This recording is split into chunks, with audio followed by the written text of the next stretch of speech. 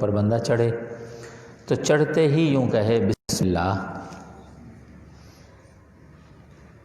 بسم اللہ کا مطلب ہے میں اللہ کی مدد کے ساتھ، اللہ کے نام کی مدد کے ساتھ میں گاڑی پر سوار ہو رہا ہوں۔ بسم اللہ کا مطلب یہ ہے، یہ بابرائے استعانت ہوتی ہے کہ ہم گویا استعینو بسم اللہ، میں مدد چاہتا ہوں، مدد طلب کرتا ہوں اللہ کے نام کے ساتھ۔ بس اللہ کا نام اور ان کی مدد جب آ گئی تو عافیت کے آغوش میں بندہ آ گیا۔ پوری بسم اللہ بھی نہیں پڑھنی، صرف بسم اللہ بسم اللہ۔ اب جب حضرت علی رضی اللہ تعالیٰ عنہ گاڑی پر برابر بیٹھ گئے، اب کہا الحمدللہ الحمدللہ، اور کہ آرام سے بیٹھ گیا ہوں گاڑی پر، الحمدللہ عافیت کی سیٹ مل گئی ہے، عافیت کے ساتھ میں اپنی گاڑی میں بیٹھ گیا ہوں، الحمدللہ۔ اور پھر یہ دعا پڑھی، سبحان الذی سخر لنا ھذا وما كنا له مقرنین وانا الی ربنا لمنقلبون۔ یہ قرآن کریم کی ایک آیت ہے، اور یہ قرآن کریم میں جو واقعہ ہے کہ حضرت نوح علیہ السلام کو جب حکم ہوا کہ آپ کشتی بنائیں اور اس میں ہر مسلمان کو داخل کر لیں جتنے آپ پر ایمان لا چکے ہیں، اور تمام جانوروں کا ایک ایک جوڑا بھی اندر سوار کر لیں۔ قرآن کریم میں یہ واقعہ موجود ہے۔ تو جب وہ بالکل تیار ہو گئے تھے اور کشتی پہ سوار ہو گئے تو اللہ کا حکم ہوا ارکبوا فیہا بسم اللہ۔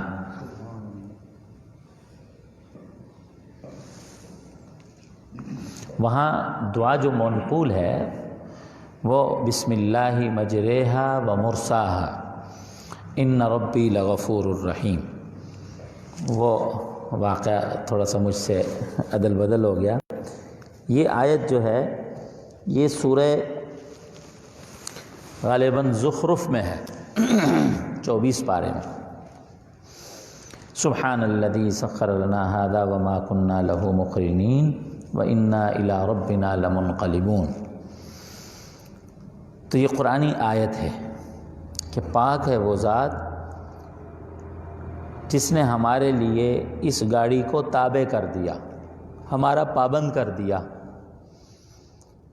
چنانچہ وہ جو دعا ہے وہ کشتی پر سوار ہونے کی ہے، اگرچہ اس دعا کو بھی کسی گاڑی پر سوار ہوتے وقت استعمال کر سکتے ہیں، پڑھ سکتے ہیں، لیکن کشتی پر سوار ہو بندہ تو وہ دعا پڑھے زیادہ اچھا ہے۔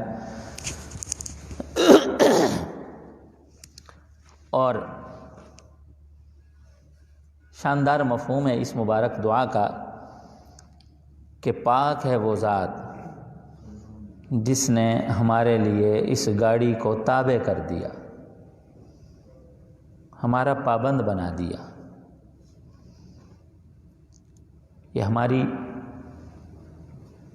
نان حیوان جو گاڑیاں ہیں، کار، موٹر سائیکل، فلاں جتنی موٹر پہیے والی گاڑیاں ہیں،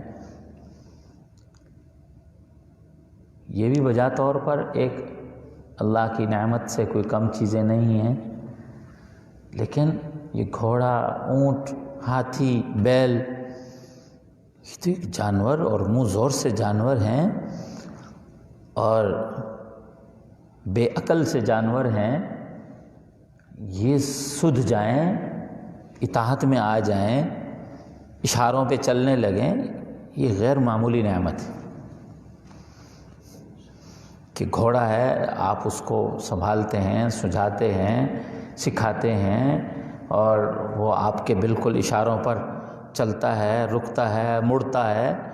اونٹ ہے، گدھا ہے، یہ ایک بڑی بات ہوتی ہے یہ، اور واقعی وہ ایک خدا کی تعریف کا مقام ہے کہ یا اللہ آپ کا شکر ہے کہ آپ نے اس منہ زور جانور کو ہمارے تابع کر دیا ہے۔ سبحان الذی سخر لنا ھذا، پاک ہے وہ ذات جس نے اس گاڑی کو، ہمارے جانور کو ہمارے تابع کر دیا ہے۔ اور کمال ہوتی ہے، وہ اب تو مزاج نہیں رہے لوگوں کے، وہ تانگا گاڑی ہوتی تھی، ٹانگوں پر ہم بہت چڑھے ہیں، وہ لگتا تھا جیسے گھوڑے ان کی باتیں سمجھتے ہیں، چل رک جا، ادھر ہو، یوں ہو جا، یعنی وہ عجیب، وہ انسانوں کی باتیں سمجھتے تھے۔ یہ جو گدھا ریڑھی والے ہوتے ہیں وہ ان کی باتیں سمجھتے ہیں، گدھے، چل رک جا، وہ بات کرتے ہیں، رک جاتا ہے، بھائی اس کو کیا پتہ ہماری زبان کا، ادھر ہو جا، ہو گیا، ریڑھی لگائی، چل بھائی نیچے آ، وہ آرام سے نیچے آ جاتا ہے۔ یہ ایسا ہم بیل گاڑی والوں کو بھی دیکھتے ہیں۔ تو یعنی ایک خدا کا انعام ہے۔ اور قرآن میں اللہ نے جہاں اپنی بڑی نعمتوں کو بطور احسان جتلوایا، اس میں یہ ان چیزوں کو بھی جتلوایا ہے۔ وَذَلَّلْنَاهَا لَهُمْ فَمِنْهَا رُكُوبُهُمْ وَمِنْهَا يَأْكُلُونَ، اتنے بڑے بڑے جانوروں کو ہم نے ان کے تابع کر دیا ہے، کچھ کو کھاتے ہیں اور کچھ کو پر سوار ہوتے ہیں یہ لوگ۔ یعنی اللہ کو بھی ایک خاص اپنی اس قدرت پر بجا طور پر اپنی تعریف ہے اور ناز ہے۔ اور یقیناً یہ تو اب آئی، موٹر پہیہ تو اب آیا بھائی، صدیوں تک، ہزاروں سال انسانوں نے ان جانوروں کی ہی خدمات لی ہیں، اور ان جانوروں کے ذریعے ہی اپنے ملکوں کے بین الاقوامی، نیشنل، انٹرنیشنل سفر کیے ہیں، اور ہر طرح کی بار برداری کی ضروریات جو ہیں ان جانوروں سے ہی پوری ہوئی ہیں۔ اور اب بھلے مادی ترقی ہوئی، سائنسی ترقی کا عروج ہوا، لیکن ان کی ضرورتیں کم تو نہیں ہوئیں، ان کی شان، ان کی ضرورتیں اب بھی بحال ہیں۔ دنیا کے علاقے ایسے ہیں جہاں موٹر کار فیل ہے، وہاں اونٹ کا سفر، اونٹ پر ہی سفر کارآمد ہے، گھوڑے کا سفر ہی کارآمد ہے، وہاں موٹر پہیہ جہاں ناکام ہے وہاں گدھا کارآمد ہے۔ یعنی ماشاءاللہ ان کی ضرورتیں اب بھی ختم نہیں ہوئیں، اور پوری دنیا میں اب بھی ان کی شان اسی طرح بحال ہے، ان کا مقام اسی طرح بحال ہے۔ تو قابل تعریف چیز ہے یہ، اور اس موقع پر اللہ نے مستقل طور پر شکر ادا کرنے اور اپنی حمد و ستائش کا حکم دیا۔ اور پھر ہمیں یہ جو موٹر گاڑیاں ملی ہوئی ہیں، یہ بھی ماشاءاللہ ایک نعمت ہوتی ہیں۔ دیکھو بھئی اشاروں پہ چل رہی ہوتی ہیں۔ اب وہ تو مکینک جو ہوتا ہے وہ تو ایک موٹر مشین فٹ کر کے فارغ ہو جاتا ہے۔ اب عقل کی بات بندہ دوڑائے تو یہ سمجھ نہیں آتی کہ ایک چیز پیٹرول پہ چلے، ڈیزل پہ نہ چلے، ایک ڈیزل پہ چلے، مٹی کے تیل پر نہ چلے، ایک چیز مٹی کے تیل پر چلے، پانی پر نہ چلے۔ ارے ہیں تو ساری پانی کی طرح مائع چیزیں ہیں۔ اب کیا اللہ نے ان میں تاثیر رکھی ہے کہ آپ سلف لگائیں اور ذرا سی پیٹرول کی آمیزش آئے تو انجن سٹارٹ ہو جائے؟ اب اسی ٹینک میں آپ اگر پیٹرول کی بجائے ڈیزل ڈال دیں وہ سیز ہو جائے، بند ہو جائے، انجن ہی ختم ہو جائے۔ اسی میں مٹی کا تیل ڈالیں وہ بالکل ختم ہو جائے۔ تو بہرحال یہ بھی خدا کا حکم ہی ہوتا ہے، یہ خدا کا حکم ہی ہوتا ہے۔ اور اس کی کئی موقعوں پر انسان کو ادراک بھی ہو جاتا ہے، انجن ٹھیک ہے، پیٹرول پورا ہے، کوئی مسئلہ نہیں، گاڑی نہیں سٹارٹ ہو رہی بھائی، ارے کیوں نہیں ہو رہی بھائی؟ آلو آل گاڑی ٹھیک ہے، اس کی بیٹری ٹھیک ہے، اس کا جنریٹر ٹھیک ہے، اس کا انجن ٹھیک ہے، ایسا بھی ہوتا ہے۔ تو یہ مطلب بھی نہیں ہے کہ اس موٹر کار میں محض انسان کی کوئی قدرت فٹ ہوئی، خدا کی قدرت یہاں نکل گئی، ارے نہیں، یہاں بھی خدا کی قدرت۔ کون ہمارے ایک بزرگ تھے، ان کا واقعہ ہے کہ وہ کہیں بلوچستان کے صحراؤں میں سفر کر رہے تھے، حضرت درخواستی رحمہ اللہ کا واقعہ ہے، یا ہمارے حضرت حاجی عبدالوہاب رحمۃ اللہ علیہ کا، مجھے بھول رہا ہے ذرا سا، ہے ان دو بزرگوں کا واقعہ، دو میں سے ایک کا۔ پیٹرول ختم ہو گیا، صحرا ہے، بیابان جنگل ہے، اب کچھ نہیں ہے سوائے پانی کے، دور دور پیٹرول پمپ کا کوئی انتظام نہیں ہے۔ تو کہا بھائی پانی لاؤ اور اس کے ٹینکی میں ڈال دو، اور کچھ پڑھ کے انہوں نے دم کیا اور پانی ٹینک میں ڈالا، گاڑی چلتی رہ گئی۔ یہ بالکل صحیح واقعہ ہے۔ تو یہ مطلب نہیں ہے کہ اس مادی ترقی نے ہمیں کوئی قدرت کی طاقت سے آزاد کر دیا ہے۔ مادی ترقی، آپ دیکھیں ڈاکٹر ہیں، علاج کرتے ہیں، وہ اپنی پوری توانائیاں، پوری جدید ٹیکنالوجی استعمال کر لیتے ہیں، ایک وقت آتا ہے کہتے ہیں جی اب دعا کرو، اللہ کے حکم سے ہو سکتا ہے۔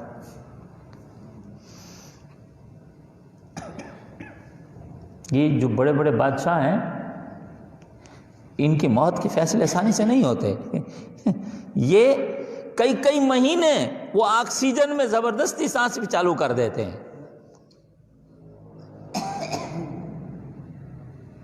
ایسے جدید ترین وہ انتظامات ہیں دنیا میں۔ وہ سعودیہ کے کوئی فرما روا بادشاہ تھے گزشتہ، جو عبداللہ تھے، سنا کئی مہینے آکسیجن پر ہی ان کا سانس چلتا رہا، قدرتی سانس نکل چکا تھا ان کا، لیکن اللہ کا حکم ہو تو یہ مطلب نہیں ہے کہ اس مادی ترقی اور مادی زور نے، سائنس کے عروج نے اللہ تعالیٰ کی قدرت کو ختم کر دیا ہے۔ ارے نہیں، اللہ تعالیٰ نے اپنی ڈیوٹیاں، اللہ نے اپنی حقیقی قدرتیں کسی کے حوالے نہیں کی، کسی کے حوالے نہیں کی۔ تو اس لیے وہ کل پرسوں بھی میں کہہ رہا تھا، یہ جو ہمارے ہاں ایک کرونا وائرس اور کرونا وبا کا ایک سلسلہ چلا ہے، اور ایک مضر سلسلے کے طور پر اس وقت دنیا میں یہ متعارف ہو رہا ہے۔ الحمدللہ شاہ صاحب، میں مغرب کے بعد کرتا ہوں آپ کو کال، ابھی ذرا درس ہو رہا ہے ہمارا۔ جی ٹھیک ہو گیا۔ اچھا، کیا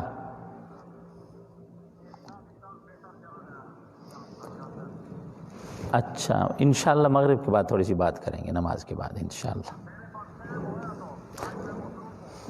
بس وہ تھوڑا سا نکالیں گے، ہاں تھوڑا سا نکالیں گے۔ السلام علیکم۔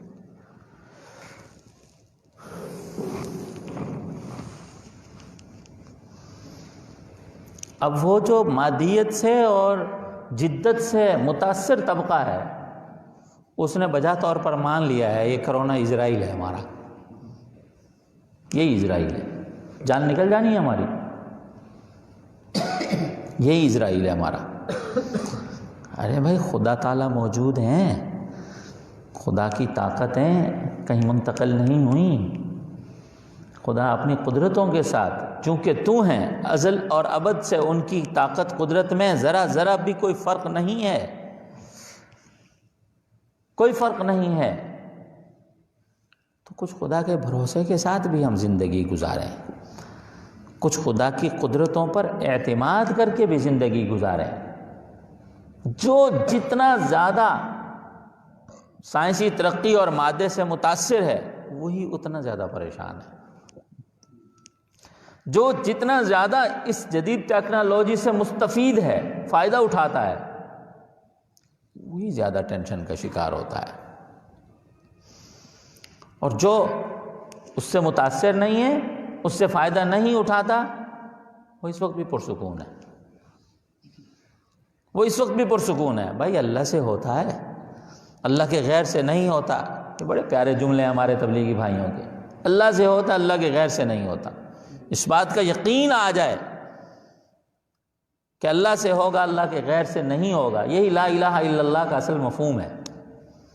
یہ ان کی گھڑی ہوئی بات بھی نہیں ہے، لا الہ الا اللہ کا یہی مفہوم ہے۔ اللہ ہے، اللہ کا حکم ہے، اللہ کے علاوہ کچھ نہیں ہے اور کسی اور چیز کا کوئی حکم نہیں ہے۔ تو یہ اہم ترین چیز ہے۔ اللہ اکبر۔ تو سبحان الذی سخر لنا ھذا، ہم بھی اپنی موٹر سائیکل، کار، سائیکل، گاڑی، پنجیرو، ریل گاڑی، ان جیسی بڑی بڑی جہاز، اتنے بڑے بڑے، ان پر ہم سوار ہوں تو ہم بھی اسی بندگی کے اعتراف کے ساتھ ہم کہہ رہے ہوں سبحان الذی سخر لنا ھذا وما کنا لہ مقرنین۔ پاک ہے وہ ذات جس نے ہمارے لیے اس کو تابع کر دیا ہے، ہم تو ان کو کنٹرول نہیں کر سکتے تھے۔ وہ اتنی بڑی ریل گاڑی ہوتی ہے، کمال ہے، اشاروں پر چل رہی ہے، اشاروں پر چل رہی ہے۔ اچھا طور پر مادیت وہاں ختم ہے، فنا ہے، جہاں خدا کا حکم اس کے ساتھ متعلق نہیں ہے۔ وَإِنَّا إِلَىٰ رَبِّنَا لَمُنْقَلِبُونَ، اور ہم اپنے پروردگار کی طرف ہی بالآخر پلٹنے والے ہیں۔ ہم بالآخر اپنے پروردگار کی طرف ہی پلٹنے والے ہیں۔ یہ ایک مسلمان کو آخرت کا تصور اور دھیان بھی دیا گیا۔ سفر میں مسلسل انسان کا حال بدلتا ہے، منظر بدلتا ہے، جگہ بدل رہی ہوتی ہے، تو اصل میں اس طرف دھیان بھی دینے کی ضرورت ہے۔ جہاں رہتا ہوں، جس جہان میں ہوں، یہ جہان بھی ایک وقت آئے گا بدل جائے گا، یہاں سے بھی پلٹ جانا ہے مجھ کو۔ عارضی گھر چھوڑ رہا ہوں، ایک وقت آئے گا دائماً بھی چھوڑ دوں گا۔ لمحہ لمحہ مجھے اور منظر اور حال اور چیز، سفر میں مسلسل بندہ جگہ، مناظر، سب کچھ بدلتا ہوا جا رہا ہوتا ہے۔ وہ وقت بھی دور نہیں کہ جب اس جہان سے کسی اور جہان کے منظر کی طرف بھی میں پلٹ جاؤں گا۔ تو ایک آخرت کا تصور، آخرت کی خوبو بھی شریعت نے دے دی۔ وَإِنَّا إِلَىٰ رَبِّنَا لَمُنْقَلِبُونَ۔ تو حضرت علی رضی اللہ تعالیٰ عنہ نے یہ دعا پڑھ لینے کے بعد پھر 3 دفعہ کہا الحمدللہ الحمدللہ الحمدللہ، اور اللہ اکبر بھی 3 دفعہ کہا، اللہ اکبر اللہ اکبر اللہ اکبر 3 دفعہ کہا، اور سبحانک انی ظلمت، پھر یہ دعا ایک اور پڑھی، پاک ہے آپ کی ذات، میں نے اپنے آپ پر بہت ظلم کیا۔ اپنے آپ پر ہم کیا ظلم کرتے ہیں؟ ہمارا گناہ کرنا، چھوٹا بڑا کسی گناہ میں مبتلا ہونا، ہمارا اپنے آپ پر ظلم کرنا ہوتا ہے۔ دوسروں کا ظالم کوئی ہوتا ہے، اپنا ظالم ہر کوئی ہوتا ہے۔ دوسروں پر ظلم کوئی کرتا ہے، اپنے اوپر ظلم ہر کوئی کرتا ہے۔ ظاہر بات ہے، ہم اللہ بچائے ہم سے جو گناہ ہوتے ہیں تو گناہ کا ایک خمیازہ اور ایک نتیجہ ہے، اس کی ایک سزا ہے، اس کی دنیا اور آخرت میں ایک تکلیف ہے، اس کا ایک بدل ہے، اس کا باعث ہمیں خود ہیں۔ تو انسان اپنے آپ کا، اپنے وجود، اپنی اس باڈی کا پہلا ظالم خود ہے، پہلا ظالم خود ہے۔ لیکن اس میں کوئی شک نہیں، ظلم کا فرق ہے۔ امام بخاری رحمۃ اللہ علیہ نے کتاب الایمان میں ایک اچھا سا باب قائم کیا ہے، باب ظلم دون ظلم،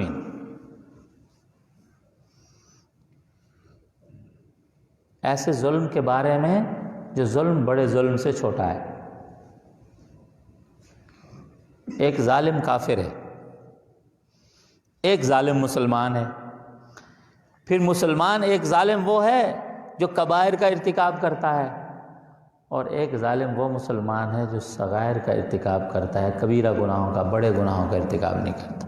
ظالم تینوں ہیں، لیکن پہلا ظالم کافر ہے، اس لیے کہ وہ بڑا ظالم ہے جس نے توحید نبوت اور ختم نبوت کا انکار کر دیا.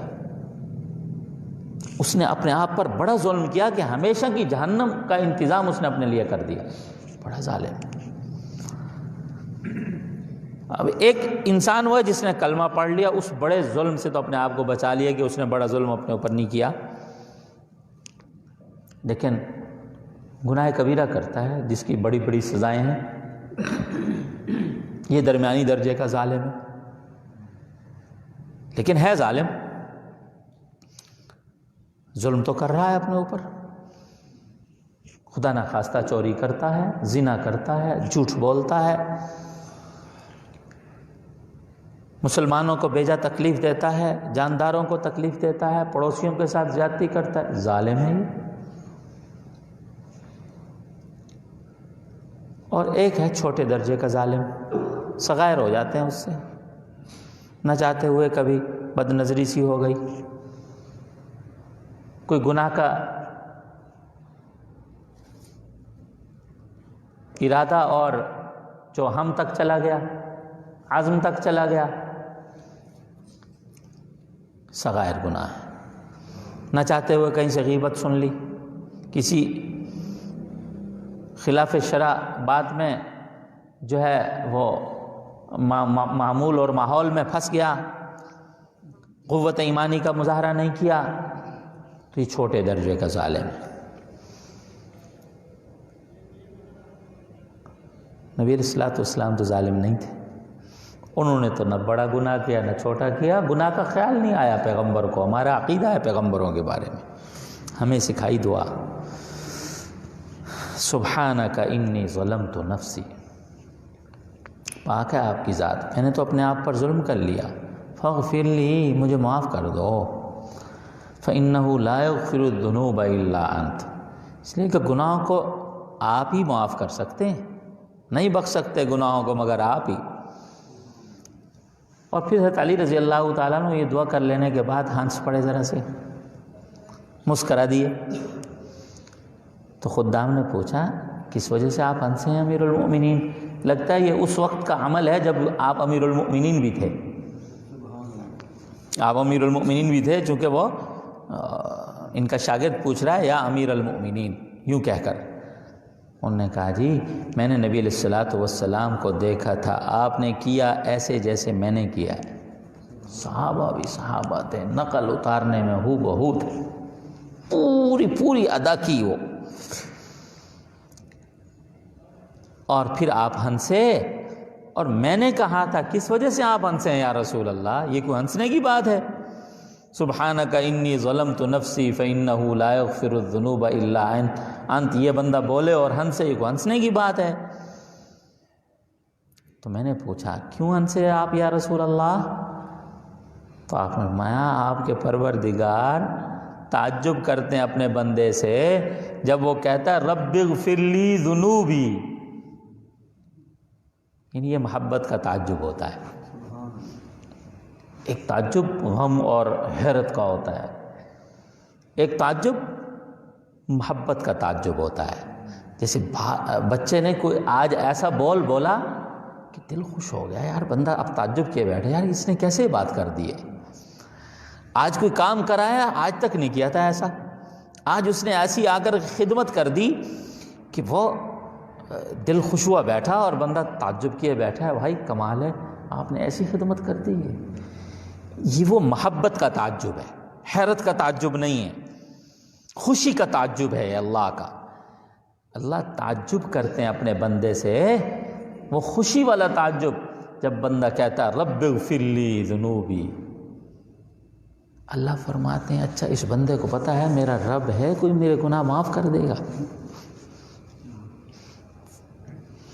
اللہ اکبر، میرے بندے کو پتہ ہے اس کا، میرے بندے کو یقین ہے کہ میرے گناہ کو صرف اللہ معاف کر سکتے ہیں.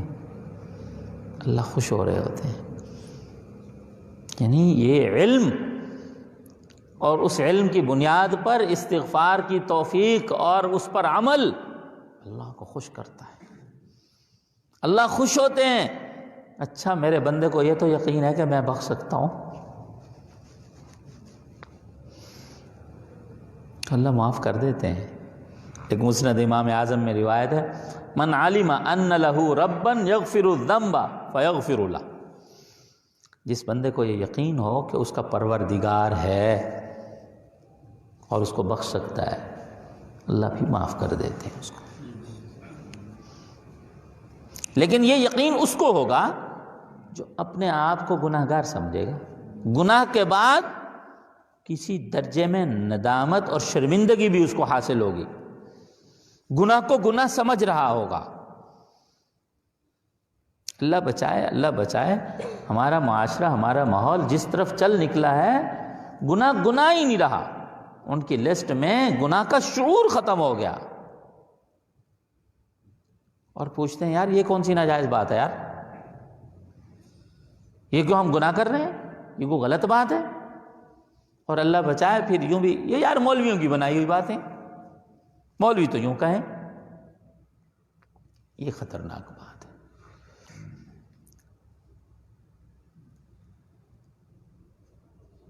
گناہ گار بھی قبول ہے، گناہ سے بھی درگزر ہے، لیکن الحاد قبول نہیں ہے، بے دینی قبول نہیں ہے، زندقہ اور نفاق قبول نہیں ہے شریعت میں۔ گناہ گار کو تو کبھی بھی شریعت نہیں پھینکتی، کبھی بے یار و مددگار، بندہ ہے نا، انسان ہے، گناہ گار ہے، اپنے آپ کو گناہ گار تسلیم کرتا ہے، شریعت تو اس کو اپنے آغوش سے لگاتی، اپنے آغوش میں لیتی ہے، سینے سے لگاتی ہے، لو بھائی تمہیں غمگین ہونے کی ضرورت نہیں ہے،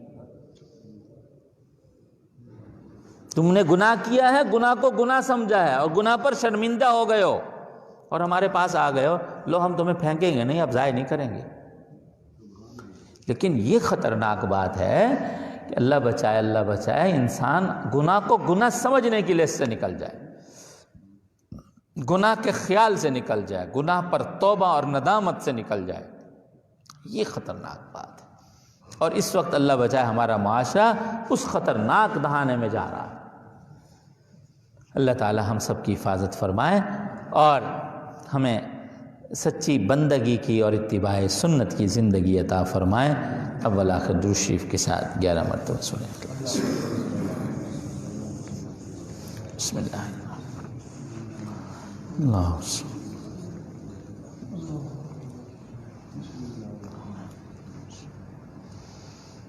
بسم اللہ اللہ اللہ